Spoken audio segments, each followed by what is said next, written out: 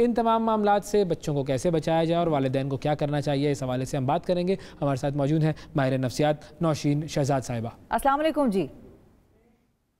وعلیکم السلام، بہت شکریہ آپ نے وقت نکالا ہمارے پروگرام کے لیے۔ سب سے پہلے تو یہی بتا دیجئے کہ یہ جو چائلڈ پورنوگرافی کے کیسز سامنے آ رہے ہیں، ان کے آپ اور ان کے حوالے سے کچھ رپورٹس بھی ہیں کہ بھائی کچھ نمبرز جو ہیں وہ جیسے انکریز ہو رہے ہیں۔ بالکل، تو ان کے حوالے سے بتائیے کہ آپ کے پاس بطور ماہر نفسیات کتنی ایسی فیملیز ہیں جو آتی ہیں اس حوالے سے، اور وہ بچے جو ہیں وہ خود آتے ہیں یا والدین ان کو لے کر آتے ہیں اپنے ساتھ؟ جی، بچے خود نہیں آتے، پیرنٹس بچوں کو لے کر آتے ہیں کہ بچے جو ہیں وہ بہت ڈفرینٹ سا بیہیویئر شو کر رہے ہیں۔ وہ رات کو نیند سے اٹھ کے ڈر جاتے ہیں اور بار بار کسی ایک کوئی ایڈلٹ ہے جس کے پاس جانا نہیں چاہتے، چاہے وہ ان کا کوئی سگا رشتہ دار ہی کیوں نہ ہو، اور ساتھ ساتھ یہ بھی پتہ چلتا ہے کہ بچے پڑھائی میں بھی پیچھے رہ رہے ہیں، اور عجیب عجیب قسم کی حرکتیں انہوں نے شروع کر دی ہیں جو ماں باپ کو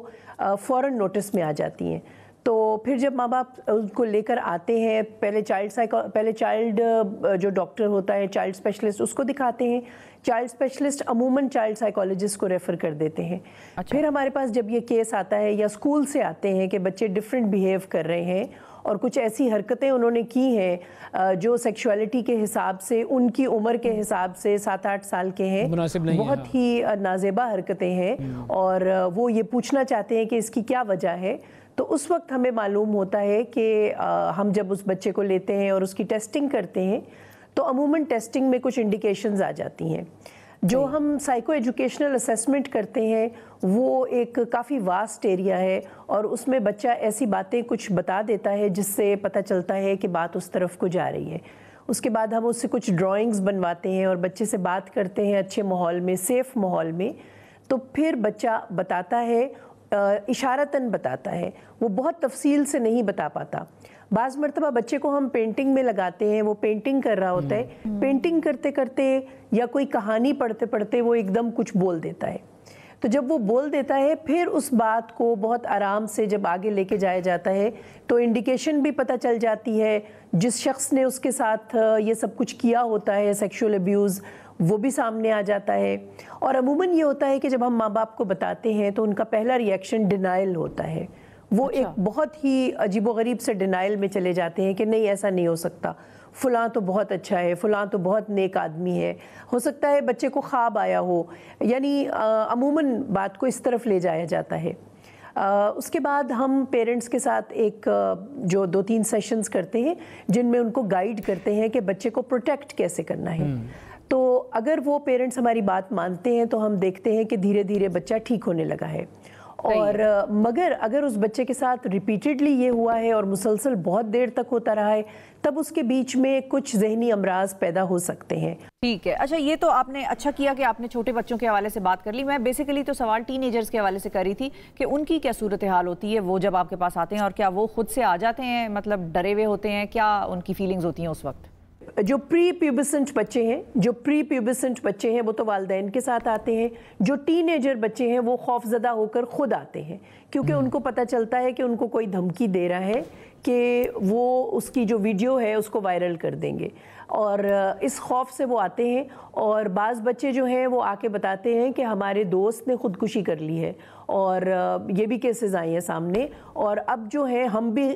ٹیریفائیڈ ہیں کہ ہم کیا کریں۔ تو اس کے بعد ہم ان کو نہ صرف سائبر کرائم کے بارے میں جو ہے جہاں پہ رپورٹ کرتے ہیں وہاں کا ڈائریکٹ کرتے ہیں، بلکہ ان کو خود بھی بتاتے ہیں کہ سب سے پہلے آپ کو اپنی فرینڈز کو بالکل نہیں بلکہ اپنی فیملی کو لوپ میں لینا ہے۔ بچے عموماً غلطی یہ کرتے ہیں کہ اپنے فرینڈز کو بتاتے ہیں، فرینڈز بھی بچوں ہی کی عمر کے ہوتے ہیں، وہ ان کو کچھ خاص ہیلپ نہیں پیش کر سکتے۔ تو جن سکولز میں سائیکالوجسٹ کی ایکسیسیبلٹی ہے بچوں کے پاس تو وہاں پر وہ اسکول سائیکالوجسٹ کو کانٹیکٹ کرتے ہیں، اور اگر وہ انٹرنیٹ پہ جا کے سرچ کرتے ہیں تو جیسے میرا سینٹر ہے نیورو سائیکالوجی سینٹر، وہ ان کے پاس سامنے آتا ہے گوگل پہ، تو وہ مجھ سے فون پہ بات کرتے ہیں یا میرے پاس خود آ جاتے ہیں۔ اور ایسے بچوں کی تعداد بچیوں کی زیادہ ہے، لڑکے جو ہیں وہ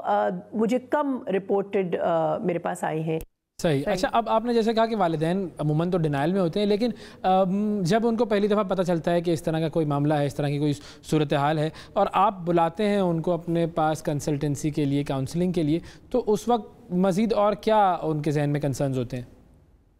پیرنٹس سب سے پہلے بچے پہ بہت غصہ ہوتے ہیں اور اس بات کا وہ بچے کو ڈانٹ رہے ہوتے ہیں، مگر جب ان کو بتایا جاتا ہے کہ پہلے سچویشن کو ہینڈل کر لیں اس کے بعد بچے کو سمجھایا جائے گا، کیونکہ سچویشن ایمرجنسی کی ہوتی ہے، ان کو فوری ایکٹ کرنا ہوتا ہے، تو پھر ان کو ساری بات سمجھائی جاتی ہے کہ آپ کس طرح کریں، اور ان کو اپنا بھی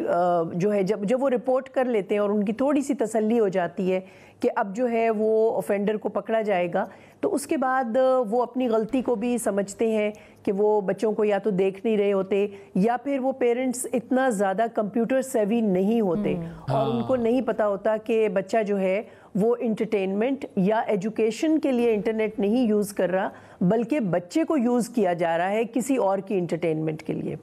تو یہ چیز جو ہے یہ بہت امپورٹنٹ ہے کہ آپ کا بچہ خود انٹرٹین ہو رہا ہے یا اس کو انٹرٹینمنٹ کے لیے یوز کیا جا رہا ہے۔ اس چیز کے لیے آپ کو بچہ جو ہے وہ ڈرا سہما نظر آئے گا، عموماً اس کو بھوک نہیں لگے گی، کمرہ بند کر کے بیٹھا رہے گا۔ اگر آپ کا بچہ یہ ریڈ فلیگز شو کر رہا ہے تو آپ کو فوری اس بچے کے ساتھ کانٹیکٹ کرنا ہے، اور اگر بچہ جو ہے وہ نہیں ماں باپ کی بات سن رہا تو ان کو کسی پروفیشنل، کسی سائیکالوجسٹ سے جا کے مشورہ لینا ہے کہ ہم کیا کریں۔ بچہ کمرے سے نہیں نکل رہا، بہت دیر تک الگ بیٹھا رہتا ہے، اور اس قسم کی چیزیں۔ دیکھیں سائیکالوجی میں ہمارے پاس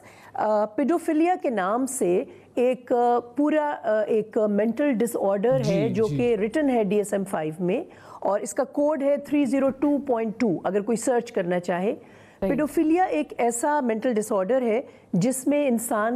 انسان کو کچھ پیرافیلیاز ہوتے ہیں اور اس کی کچھ فینٹیسیز ہوتی ہیں،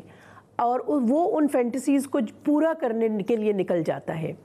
2-3 اس کے لیولز ہیں۔ ایک تو لیول یہ ہے کہ وہ صرف فینٹیسی کے لیول پہ سوچ رہا ہے، دوسرا لیول یہ ہے کہ وہ اپنی فینٹیسی کو پورا کرنا چاہ رہا ہے، اور تیسرا لیول یہ ہے کہ وہ اپنی فینٹیسی کو پورا کرنے کے بعد اس چیز کو ویڈیو فلم میں کنورٹ کر رہا ہے، اور اس کے بعد وہ کسی اور کو بھی پرووائڈ کر رہا ہے۔ یہاں پر اس کا کرائم جو ہے وہ ملٹی پلائی ہوتا چلا جاتا ہے، اور اس کو ہم مینٹل ڈس آرڈر اس لیے کہہ رہے ہیں، مگر اس کا یہ مطلب نہیں ہے کہ وہ شخص بری و ذمہ ہے اس چیز سے، بالکل نہیں۔ اگر اس کو یہ مینٹل ڈس آرڈر ہے تو علاج کرانا، ٹریٹمنٹ کرنا مسٹ ہے، اور میں یہ چاہوں گی کہ یہاں پر گورنمنٹ کو ایسی سروسز پرووائڈ کرنی چاہیے جہاں فری آف کاسٹ ایسے شخص کا مطالعہ کیا جائے، اس کو ریسرچ کیا جائے اس کے اوپر، اور اس کا علاج کیا جائے۔ کیونکہ دیکھیے ایک بہت مشہور سائیکالوجسٹ ہے بینڈورا، اور بینڈورا یہ کہتا ہے کہ آپ جو چیز کو آبزرو کرتے ہیں اور اس کو پھر آپ ممک کرتے ہیں، اس کو آپ بعد میں اپلائی کرنا شروع ہو جاتے ہیں، آپ کرنا شروع ہو جاتے ہیں۔ صحیح، بالکل ٹھیک ہے۔ فائنلی آخر میں مجھے یہ بتائیے گا کہ ہم کچھ رپورٹس دیکھ رہے تھے، اس کے اندر ہمیں یہ کچھ نمبر سامنے آئے کہ جیسے ان کیسز میں شاید اضافہ ہو رہا ہے، تو آپ کو کیا لگتا ہے کہ ان کیسز کے بڑھنے کی وجوہات کیا ہیں؟ دیکھیے جب بھی آپ کوئی بھی چیز ہے جس پہ آپ کی ایکسیسیبلٹی ہے، آپ کی انونیمٹی ہے، آپ کی افورڈیبلٹی ہے، مثلاً آپ کا انٹرنیٹ، تو یہ سب چیزیں جب کہیں پر اویلیبل ہوتی ہیں اور اس کے اوپر کوئی چیک نہیں ہے، نہ گورنمنٹ لیول پر، نہ انٹرنیشنل لیول پر، نہ گلوبل لیول پر، تو بہت زیادہ کرائمز جو ہیں وہ سامنے آئیں گے، ایبڈکشن کے، کڈنیپنگ کے، سیکشول ابیوز کے، اور اس کے علاوہ بھی بہت طرح کے کرائم سامنے آئیں گے۔ تو سب سے پہلے تو ایک نئی انوینشن ہوئی ہے، آپ اس کے بیچ میں افورڈیبلٹی، ایکسیسیبلٹی اور انونیمٹی جو ہے اس کو ہینڈل کیجئے کہ یہ سب کچھ اگر ہو رہا ہے تو آپ کے ساتھ اور بھی بہت کرائمز ہو سکتے ہیں۔ تو اس میں سب سے پہلے تو یہ انوینشن خود جو ہے یہ مورد الزام ٹھہرانے کے قابل ہے ڈیفینیٹلی، کیونکہ اسی کے تھرو ہو رہا ہے۔ اس سے پہلے کیسے ہو رہا تھا تو وہ اور انوینشنز تھی جن کی وجہ سے ہو رہا تھا۔ نمبر 2 ہمارے پاس یہ آتا ہے کہ جو بچہ ہے اس کو جب آپ ایکسس دے دیتے ہیں اور اس ایکسس کے اوپر آپ کی کوئی بھی باؤنڈری نہیں ہوتی، تو اس باؤنڈری کے بغیر ایکسس پہ وہ بچہ جو ہے وہ بہت زیادہ چیزوں کے اوپر اس کی ایکسس ہو جاتی ہے اور وہ غلط کام کر سکتا ہے۔ اور اب ہم دیکھتے ہیں ماں باپ کا رول، کہ ماں باپ جو ہیں وہ اگر وہ بچہ ان سے یہ کہہ رہا ہے کہ میں بیٹھ کے اپنا اسائنمنٹ کر رہا ہوں، تو وہ بچے کو 1 دفعہ دیکھ سکتے ہیں، 2 دفعہ دیکھ سکتے ہیں، وہ اسائنمنٹ کرتے ہوئے بچے کو کتنی دفعہ دیکھیں گے؟ بالکل۔ تو بیسیکلی اسکولز کے لیول پر، کریکولم کے لیول پر، سلیبس کے لیول پر ان چیزوں کی رپورٹنگ ہونی چاہیے، اور اس میں پیئر رپورٹنگ ہونی چاہیے کہ اگر کسی کو پتہ چل رہا ہے کہ کوئی پیئر جو ہے وہ یہ حرکت کر رہا ہے، یا وہ بیچارہ انوالو ہو گیا ہے اور کوئی اس کو یوز کر رہا ہے، اور وہ خود سے بتا بھی نہیں رہا تو اس کی رپورٹنگ ہونی چاہیے. بہت ضروری ہے جی. بالکل جی. بہت شکریہ ادا کریں گے. نوشین شہزاد صاحبہ ہمارے ساتھ موجود تھی، ماہر نفسیات، اور بچوں کے انٹرنیٹ ایکسیس کے حوالے سے جو کرائم ہو رہے ہیں اس حوالے سے بات ہو رہی تھی.